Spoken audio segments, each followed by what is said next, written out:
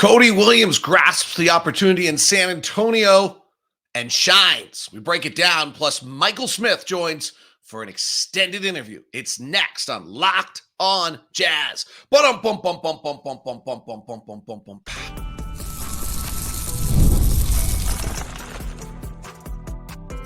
You are Locked On Jazz, your daily podcast on the Utah Jazz. Part of the Locked On Podcast Network, your team every day. How are you? I'm David Locke, radio voice of the Utah Jazz, Jazz NBA insider. On today's edition of Locked On Jazz, the Jazz go to San Antonio. Lowry, Markkanen, Jordan Clarkson, Keonte George, John Collins don't play. So Cody Williams grasps the opportunity, gets 10 shots off. Exactly what I said in the last show I want to see him do. How did he get those shots, and what does it tell us about where he is as a player? Jazz have some areas to improve in their final two preseason games we need to touch on. And the league is going through what could be a really big, dramatic change if you believe preseason numbers.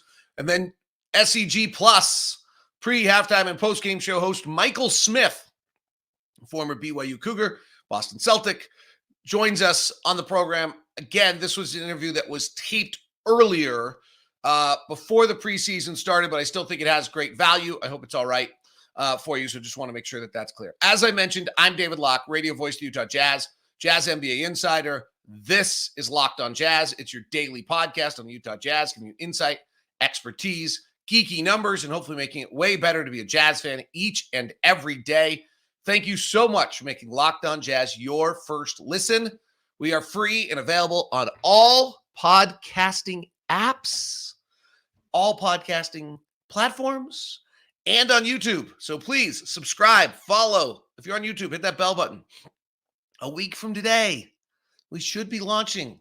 I should not tell you guys these things too early. The new Locked On Jazz newsletter. So you guys know this before everybody else. Pretty exciting. Just thought I'd let you know. Today's show is brought to you by FanDuel.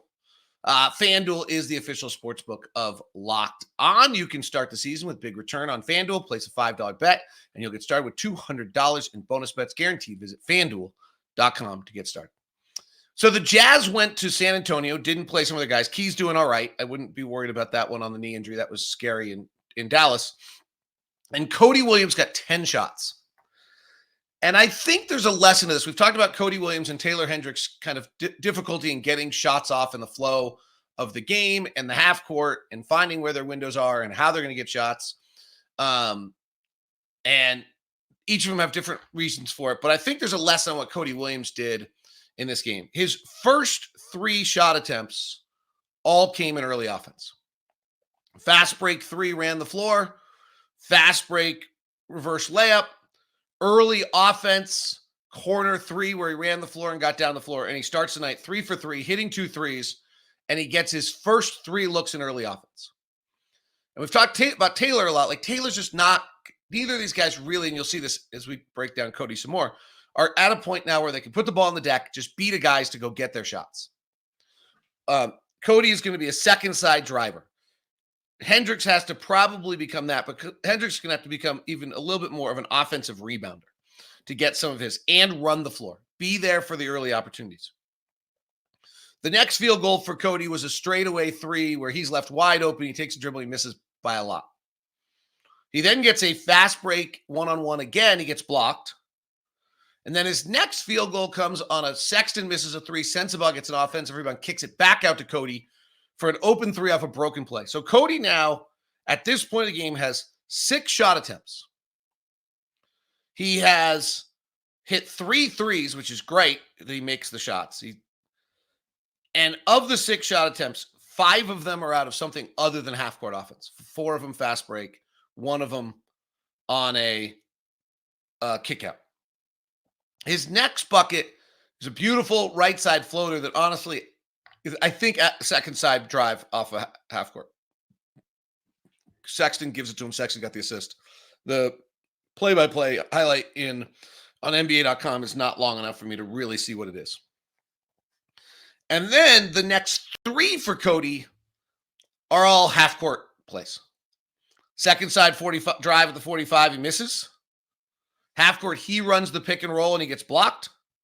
Half court, on the pick and roll, you'll see this out of him a lot. he comes through the left-hand side, and then he goes to the right, and then he used to just be longer than everyone he's ever played against. So he can used to be able to drive and then just outstretch his hand and get the shot off, and now he can't. Now he's getting pushed out too far, and the shot's at a bad angle, and the shot's getting blocked.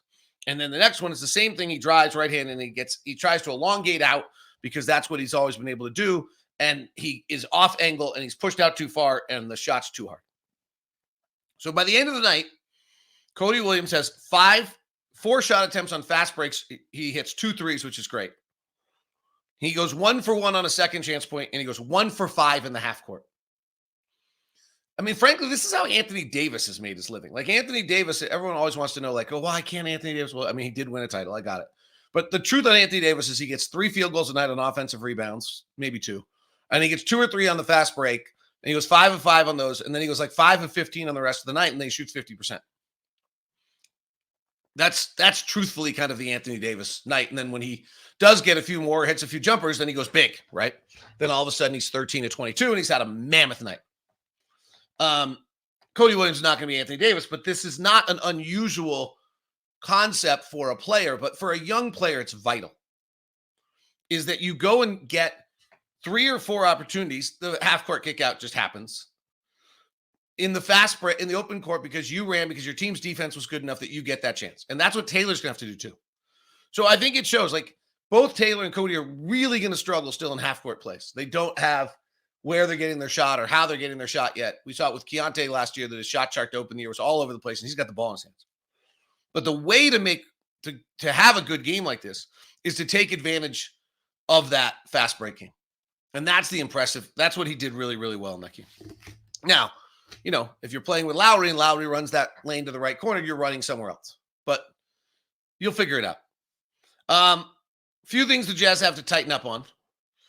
Just if you're interested, if you take out the New Zealand Breakers game, I'm not going big on this, by the way, but just out of interest. If you take the New Zealand Breakers game out, the Jazz are 9th offensively and 19th defensively, which is great. The 19th defensively is really good. They have played the Spurs without Victor and the Mavericks without Luka, so we got to understand that. And the defensive rating for the Jazz in the first half of the last 3 games, all against NBA teams, has been 100 or better in the first half of those games. So that's really, really good. And that's huge strides for where this franchise is going. And if you look, sometimes I don't think preseason numbers mean a whole lot, but if you do look at our preseason numbers right now, our defense is 10th in first half of games. Our offense is 19th. So interestingly, we just flip it in the second half. And I think first half numbers are probably way more valid than second half numbers in the preseason. So I think, right now we're playing really well defensively, and I have seen some real offensive struggles for our group, and we'll see whether or not, we can figure out how to get the spacing done with various lineups and things of that nature. Our first quarter offense is 19th, I think it was, last time I checked. Our first quarter offense, I take it back. Our first quarter offense is 28th. So our first quarter offense is 28th in the NBA right now in the 3 preseason games. So that's a little bit of a struggle. The defense, though, in first quarters is 3rd. So we're just really flipped the script from where we were. That's early. Let's not get too, I'm not sure I think of preseason numbers, but they are a little bit of an indicator. The other one that I think is really interesting, one other area we got to improve is we had 22 turnovers, 13 of them live ball game the other night. Not that surprising. And we're going to be I know Will doesn't want to be, we're going to be a high turnover team if our 2 ball handlers are a second-year player in Keonte George and a first-year player in Isaiah Collier. Here's one I just want to give you food for thought, since I'm assuming you're a pretty big NBA fan if you're listening to this show, not just a Jazz fan. Remember last year, midway through the year, the NBA sends out this memo and they change how they're going to call drives to the basket differently. Like the drive to the basket is called dramatically differently. The points per drive changes immensely. And the concept is that if the defensive player has a line defensively, he gets to hold that line. So if the offensive player bangs into him, it's no longer a foul, and they were calling it a foul. That's the simplest way I can say it. Last year, through in the preseason, the offensive rating was the 15th ranked offensive team in the league was a 108.6. And this year, it's 105.6. That is a 3-point per 100 possession difference in the offense in the preseason versus the regular season. Now, do I think that preseason offense is I don't think it's a non-indicator. Let me just put it that way. Okay? Like, I'll just say it's not, obviously a lot of guys who aren't regularly playing yeah, I got it. The offensive rating in the NBA last year on average was a 115. No one's quite clear when that date happened. That's kind of the big question to me, would be when that date happened last year. But a lot of people kind of take February 1st as a date. The offensive rating in the middle of the pack after February 1st last year was a 114.9. In the preseason right now, it's a 105.6. That's because it's the preseason, but it's 3 points below where we were at this time last year. So, it's I keep an eye on it. That's all I'm saying. Don't go tell your friends that the offense in the NBA is down, or something like that. But I would just keep a little bit of an eye on what's taking place here and see whether or not you can find something. The offensive rating last year, here's if you don't remember the story, the offensive rating last year in the regular season prior to the rule adjustment was the 15th team was like a 116, and then it went to 114.9. So it was a 1 point difference, and it felt super dramatic. This is a less than one. This is a 1 point. This is a 3 point change. Let's see. Again, preseason. All right, Michael Smith is going to join us. We're going to talk again. This interview was done a few weeks ago. I apologize. Things happened. Therefore, I was off for a little while. And we will have that for you, so just understand that. Here's the plan for the week. Michael Smith, part 2 tomorrow. Wednesday, we'll react to the Tuesday preseason game. Thursday, we'll do 240, which is we'll start to analyze the league. What teams have 240 minutes of play available to them, and we'll kind of East and West. And then Monday and Tuesday of next week, we'll do points gained. Between those two things, we'll have our kind of NBA predictions on what we think and what we're looking at before Tuesday's tip-off, and then we'll have Wednesday will be our opener next week. So we're here.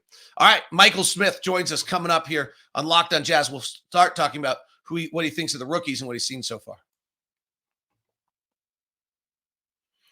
Today's edition is brought to you by my friends over at Murdoch Chevy, located in Woods Cross and in Logan. The Murdochs have been in Utah for over 80 years. They bring you the no regrets experience, trying to make sure that everything you have experienced is perfect.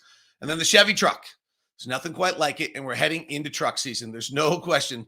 It is time for a little truck season out there with Murdoch Chevy right now. The Silverado and the Colorado are top of the line. Beautiful trucks. The Silverado, when I got a chance to drive it, felt like sitting in a lazy boy chair, just perusing across the roads, not to mention all the power and pickup. And the Chevy truck, let me cruise through town with a little bit more zippiness, fun. It was your utility truck. The SUV lineup is fabulous as well at Murdoch, from the Tahoe to the Suburban at the top line to the Trax and all the rest of the Blazer and the Trailblazer. If you're going to stop by Murdoch Chevy, email me first. We'll get you set up with a Locked On VIP meeting. It's Murdoch Chevy in Logan and in Woods Cross.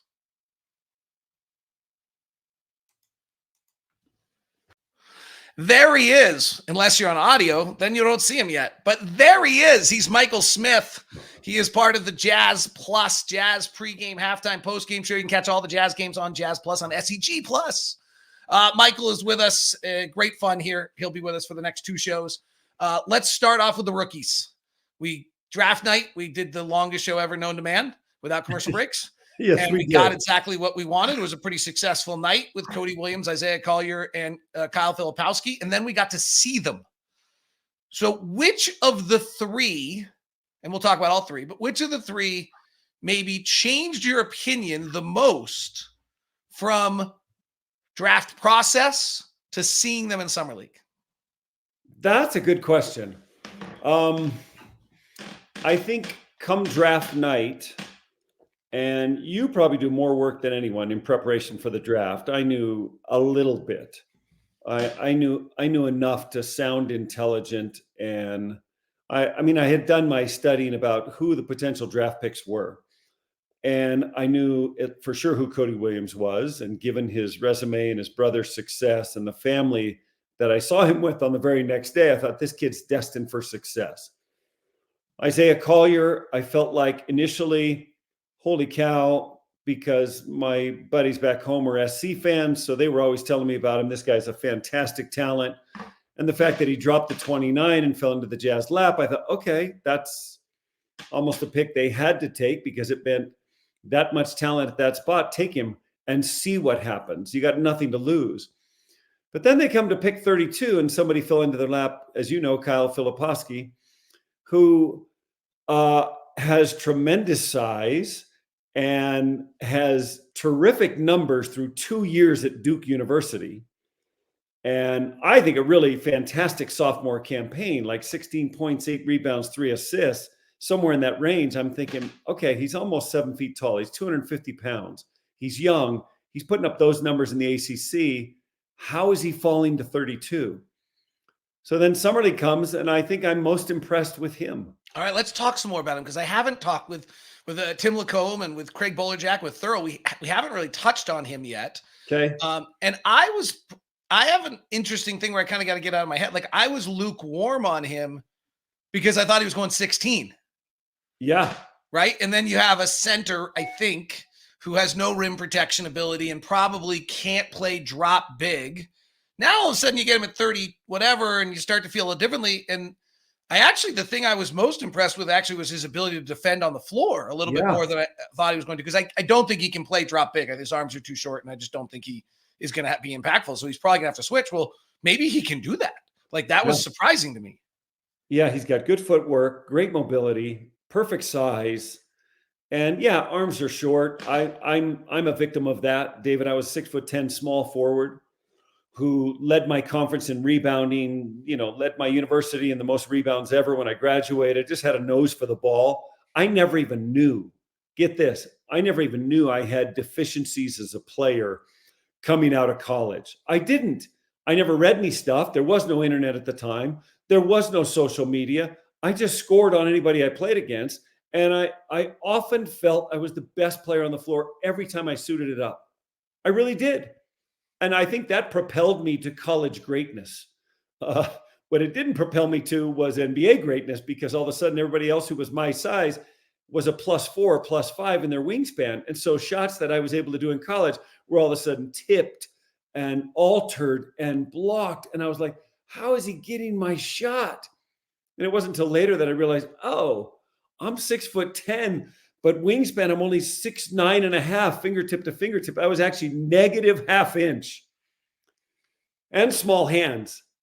Those are not good, but maybe that's why I was a good shooter and extremely coordinated and all those things. And who cares now? We'll go that it helps golf at this point. So we'll decide that's good for the hinging on golf. Yeah. So let's talk about Kyle. What do you think he can do? Like what's your thought he can do in the first year? I think in today's world of today's NBA, where it really is about floor spreading. It is about almost positionless basketball. It is about being able to guard multiple positions, being able to defend not only your guy, but the next guy, the guy you switch on, being mobile, being athletic. I think those things are all going to help him, especially in a Will Hardy system. I think I'm not going to say this guy's going to thrive and score 15 points a game as a rookie. I don't know that there's that many minutes for him. But when he does get his chance, I'm excited about his upside. I think the more the Jazz bigs, and this may not be the question we've gotten to yet, or whether we'll get to it or not, can shoot the basketball, really therein lies the key to this team's success. I really believe that. Like Walker Kessler's year 3 depends on his ability to knock down a 15-foot jump shot and be a threat on pick and roll, not just a pick and pass guy from 30 feet away, but an actual threat on the dive where he's got a bevy of moves and an array of skills that you're like, oh, you mean I have to guard him now? Oh yeah, you got to guard him now. And he's a tremendous asset on the other end of the floor. But if Kyle can be a little bit of that, like offensively, a little bit of a juggernaut, like a huge body pick and then pop and hit a 16-footer.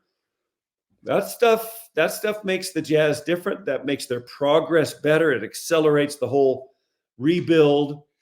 So it sounds like I like him the most, and I don't know that that's accurate. Like, I really want to see. Here's the thing about me, Dave. I don't listen to talk radio in the summer. That sounds terrible in my job, right? No, in the summer, it's probably fine. Actually, it might be fine all the time. You just listen to podcasts, but not talk radio. Yeah. And I just don't let, and this takes nothing away from you and your great business and all that, because I love what you provide, but I don't listen to the others because I don't want them to form my opinions of the players who I'm supposed to be an expert on. So I honestly have only seen them. I've only watched video prior to the draft, but like you, we're approaching, not summer league, but training camp, preseason, and the real season. And that's where I will honestly form my opinions of these guys, regardless and irrelevant to what Danny says, Justin says, Will Hardy says, you say, Bowler, Thurl, and not that I don't respect you guys, but I feel like it needs to be organic and come from me. So I trust 40 years of basketball experience, and I say, oh, like that's what he can do. And I'll be the first one. I think you and I were the first two to notice Walker Kessler's mobility his rookie year, his foot skills, his shot blocking ability, things that were innate to him. And I was on the radio locally in Utah, and they were like, Mike, you're so high on this guy. And I'm like, yeah. I go, I see what I see. He's going to be good.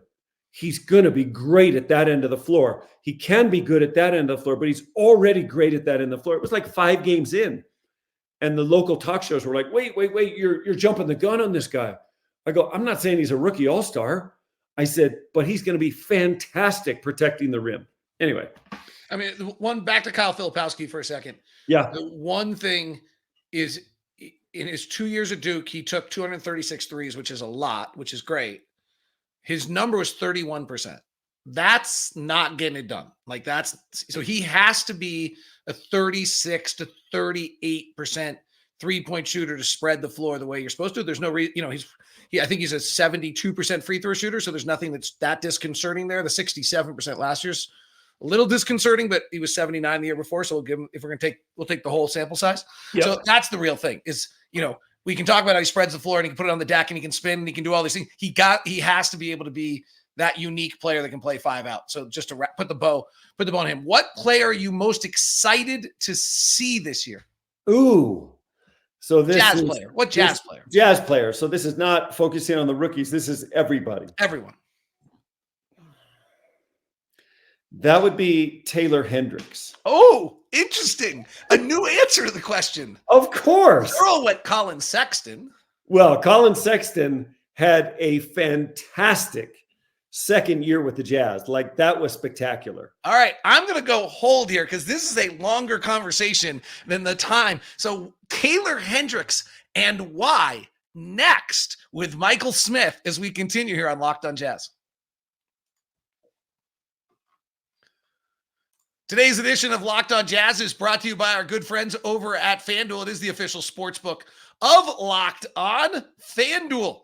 NFL fans, you can start the season with a big return with America's #1 sportsbook, FanDuel. Here's how it works. When you get a hunch in the middle of the game, you can check out the latest stats, view live play-by-play, and so much more on the same page where you place your bets. You'll get started with a $200 in bonus bets guaranteed when you place your first $5 bet. That's right, $200 in bonus bets when you place your first $5 bet. That's FanDuel.com. You can check out the NBA futures if you want to, or the WNBA playoff odds, whatever those might, of who's going to win it. Liberty are the favorite there. NBA, Luka Doncic is the MVP odds favorite. Or you can even go as crazy as betting the NBA Cup, where the Boston Celtics are plus 500 and Oklahoma City is plus 850. It's all up to you. All the fun things you can do. Plus, they have all sorts of Victor Wembanyama special bets going on as well. Today's show is also brought to you by Game Time. That's your official ticketing app of Locked On and the #1 ticketing app for all sports fans out there. Get on into the game with Game Time. Game Time answers everything you want out of a ticketing app. And when I say that, what's everything? All-in pricing, toggle that feature on, know exactly what it's going to cost. Seat view, lowest price guaranteed. Game time ticket coverage. Those are all the things you want. And they have curated deals to make it easier for you to get the best prices on great seats. And the super deal all going on at Game Time. So pick an upcoming live event on the app, browse through the seats on Game Time, and you'll see all the super deals and great deals. Right now, time to take the guesswork out of buying tickets with Game Time. Download the Game Time app, create an account, and use the code LOCKEDONNBA for $20 off your first purchase. Terms apply. Again, create an account, redeem the code LOCKEDONNBA for $20 off. Download Game Time today. What time is it? It's Game Time.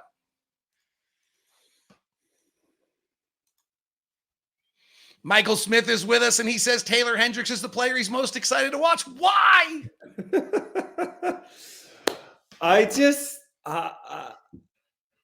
He's my same height. He's my same position. He's different than I am, although I think we were raised a little bit the same. In other words, a very prevalent mom in our upbringing, music involved, straight A student. This kid has been in musical theater. He plays instruments. He's kind of a Renaissance kid. In other words, he's multi-talented in all those ways away from basketball.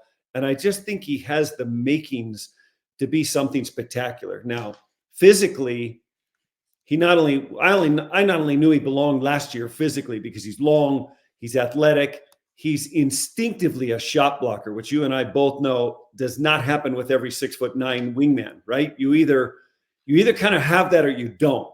You can be, it's a little bit like being a pure passing point guard, right? You can take a guy who fits the mold and say, let's make him a point guard.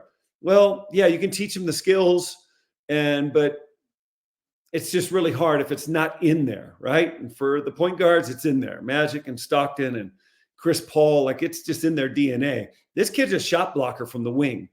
So that's kind of cool. And then finisher and shooter, I think he'll master those at some point. And the rest of his game is just so intriguing to me, Dave. Like little things when he got chances, like little post-ups and offensive caroms, and just I saw enough nuggets from him in limited time. I know he played a little bit more towards the end of the season, that he just has me super intrigued. That's interesting. So I did a research project, which actually you came up on. Hopefully you'll smile. On top 15 picks who played under 900 minutes in their rookie year. Okay. And if they're going to have kind of a successful NBA career and be like, I think what you'd call a ninth pick, not a star, but just they have to play at least 1,800 minutes in their second year, or else they're just too far behind. Interesting. Well, you know it from a numbers perspective. I know it from having lived it and like experienced it and seen it. And so I always felt that if you don't get established by year 2 in your mind and everyone else's mind, and that's without the numbers, just sending a message to the rest of the league and them knowing you belong and you knowing you belong, because there is that whole gap from college to pros. Like you gotta know in your own mind, not only do you belong physically, but you can do it. And that's the key year is year 2. It's interesting. I mean, it's really the key year, David. And very rarely do you see someone from year 3, like Chauncey Billups is a rare, right, where he had. I think he played a lot in year 11. Like I think if you go back and look at Chauncey, I might be wrong because it was that Rick Pitino weird thing, but I thought he played a lot at least in his second year. Oh, for sure, he played a lot. He did not play great, right? And he played. He played 2,200 minutes as a rookie. Okay, yeah, he played a ton, and it was a failure. Yes, like everyone thought, because he was the third pick, right? Everyone thought, oh, this is not going to work out, and 2 different teams. But it's about year 4 that he gets a chance, and he does it. And then, of course, he has those 6 years in a row where he takes the Pistons to an Eastern Conference final, which was amazing.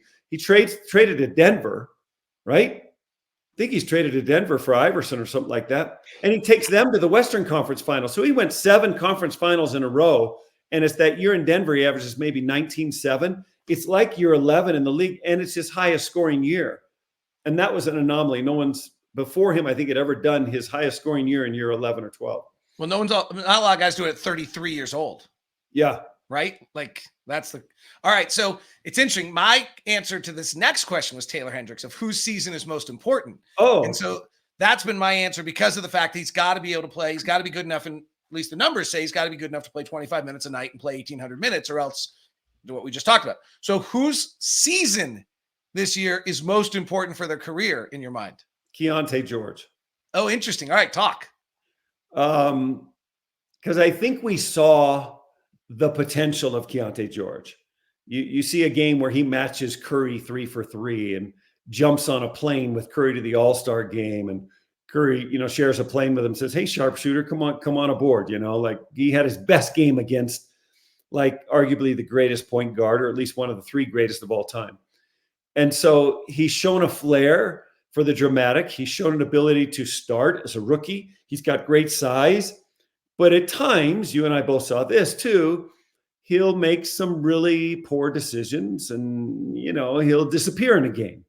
And I think this is the year for him. So I think it's the most important for him. Does he take 2 steps forward? A lot was given him, David, as you know. A lot was entrusted to him by the coach. You run the show, Keonte. You become our leader. You go take charge of this team. And that's not easy to do. Like, we had a bona fide star in a Lowry Markkanen, and we had other veterans on the team, and a Collins and a Clarkson, and, pieces that, they only won 31 games. But again, Markkanen only played 55 games, and it was more about giving it to the rookies at the end. So I don't really judge it on what this team could have been. But I just think for him, I've seen both the good and the bad, and I want to see super consistent in the middle with progress towards that way, like a step forward and fewer mistakes. And if he does that, maybe he's etching in Jazz history the chance to be really, really good. So I love this job because I get to talk to you and Thurl, and I also love talking to coaches. You know that. I just love talking. And I had the most interesting conversation with Jazz assistant coach Evan Brads last year about Keonte. So Evan asked me, like, what do you think about Keonte? Evan, you mean the greatest scorer in the history of Belmont University? Yes, exactly. Yes. Surpassing former Jazzman Ian Clark. Yeah. So I was talking to Evan, and he kind of asked me, like, what's your thoughts on Key? And I was like. However, these 2 or 3 things I've seen recently are disturbing. And his answer was so great. He said, yeah, you're probably right on those. And on a rookie, it's fine unless they do it a second time. Meaning a second year full of the same. Or, yeah, like one of them was just a little too casual on I didn't like, frankly, I'll just tell the story. Remember the night Aaron Holiday punked him? When he was coming up the floor and Aaron Holiday comes and gets him and steals it from him and then gets back in his chest, and Key didn't fight back. Like you got to pop that guy at that. If you're going to stay in this league, you got to pop him right then and there. Take the offensive foul, back the other way, and pop the shit out of him. And so I said that, and Evan's like, yeah, that's fine. You're right. He does. So next time someone does that to him, he better do that. But the first time, you can't judge a rookie for it. And I thought that's kind of just how I felt about all of Keontae's year by the end. Is like, okay, I'm not judging anything because he was without Lowry, he was without Jordan, and it's first time. And so, yeah, we'll see. I think you're exactly right. Like, now let's see, with a year under his belt and an off season, where do we go? Totally agree. And the upside is huge. Like, he's got great size, good speed. He's shown an ability to knock down shots. I thought his finish game inside 5 to 8 feet got better as the season went along. Certainly. And your numbers, you'd probably have the numbers to reflect it. I'm not asking you to pull those up. But I thought early on in his rookie campaign, maybe the first 30 games of the season, he'd get in there, and I felt like he was just making it up. Like which move's going to work, and it wasn't working out. Then towards the end of the season, I thought, oh, like that worked.